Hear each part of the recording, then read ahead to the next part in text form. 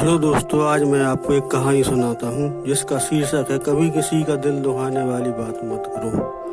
पुराने समय की बात है। एक गांव में एक लड़का रहता था जिसका नाम विजय था, लेकिन उसकी माँ सौतेली थी। विजय 22 बरस का नौजवान था। उसकी सौतेली माँ हर वक्त ताना मारती थी कि कमाता कुछ नहीं और खाता बहुत है, जिससे विजय अपने पिता से कहता। पिता विजय को साता बना देते और समझाते थे। विजय रोज रोज के ताने से तंग आ गया। एक दिन उसने घर छोड़ने का इरादा बनाया और शाम के समय घर से निकला। जिसे विजय गांव की ही हद से निकला, एक झोपड़ी में रोशनी दिखाई दी। वहां एक ज्ञानी बूढ़े बाबा रहते थे। अक्सर विजय जब उदास होता था तो उन्हीं ज्ञानी बाबा के पास चला जाता था। उसे वे समझा देते थे। आज शाम जब विजय उनकी झोपड़ी में गया तो बूढ़े बाबा विजय की सूरत देखकर कहने लगे, बेटा आज तुम घर छोड़ने के इरादे से निकले हो? विजय ने कहा, हाँ बाबा, अब मैं रुकूंगा नहीं और आप मत रोकना। बाबा बोले, मैं जानता हूँ, लेकिन जाने से पहले मेरी एक सीख लेते जा। विजय बोला, वो क्या है बाबा? बाबा बोले, बेटा जीवन में किसी का दिल दुखाने वाली बात मत बोलना, मेरी यह बात गांठ मांग लो। विजय ने कहा, जी हाँ बाबा, और विजय बाबा की झोपड़ी से बाहर निकल गया। रात हो चुकी थी। रात का सन्नाटा पसर चुका था। विजय रात के सन्नाटे को चीरता हुआ चलता गया। वह सुबह एक राजा के राज्य में पहुंच गया। उसी समय राजा के आज्ञा से तंदुरुस्त नौजवानों की भर्ती राजा के सेवकों के रूप में हो रही थी। सैनिकों ने विजय को देखा, यह लड़का बहुत तंदुरुस्त है, उसे वे अपने और उसके और नौजवानों के साथ अपने साथ ले गए। राजा कुछ चुनिंदा सेवकों को अपने सेवा में रख लिया। विजय भी शामिल था, जिसमें विजय भी राजा की सेवा में लग गया। समय गुजरता गया। राजा विजय को पसंद करने लगा। विजय राजा का पसंदीदा सेवक बन गया।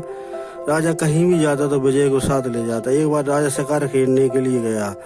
उसके साथ सैनिकों की एक टुकड़ी थी, उसकी रानियां भी थीं। राजा अपने लोगों के साथ घने जंगल में पहुंच गया।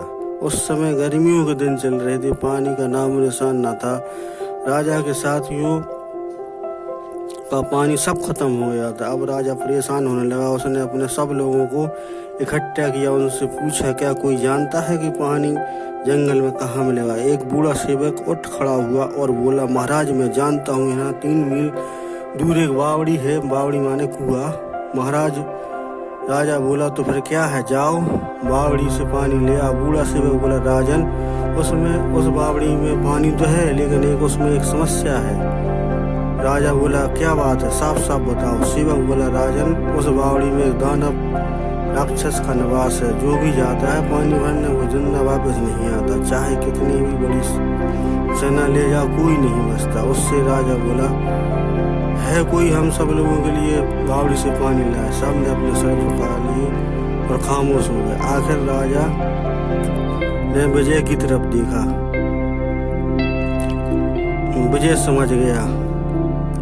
विजय 2 घड़े उठाकर पानी भरने के लिए चल दिया। बावड़ी के पास पहुंचा तो उसे कोई परेशानी नहीं। फिर वह बावड़ी की सीढ़ी उतरने लगा और उसने पानी तक पहुंच गया और उसने पानी से दोनों घड़े भर लिए। लेकिन जैसे ही वापस ऊपर चढ़ने के लिए पलटा, उसे भयानक हंसी सुनाई दी और बावड़ी के ऊपर उसने देखा, ऊपर की सीढ़ी पर एक दैत्यकार आदमी खड़ा है। वह अपनी सीने से एक हड्डियों का ढांचे चिपकाए हुए है। उसे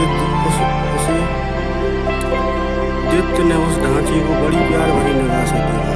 वो ढांचा उस दैत्य की पत्नी का था जो मर चुकी थी, लेकिन दैत्य आदमी अपनी पत्नी को बहुत चाहता था। उसके मरने के बाद उसे सीने से चिपका रहता था। जब ढांचा बचा, लेकिन उसे विजय की तरफ देखकर कहा, बताओ मेरी सुंदर स्त्री के बारे में तुम्हारा क्या ख्याल है? विजय कुछ कह नहीं वाला था, लेकिन उसे बूढ़े बाबा की बात याद आ गई।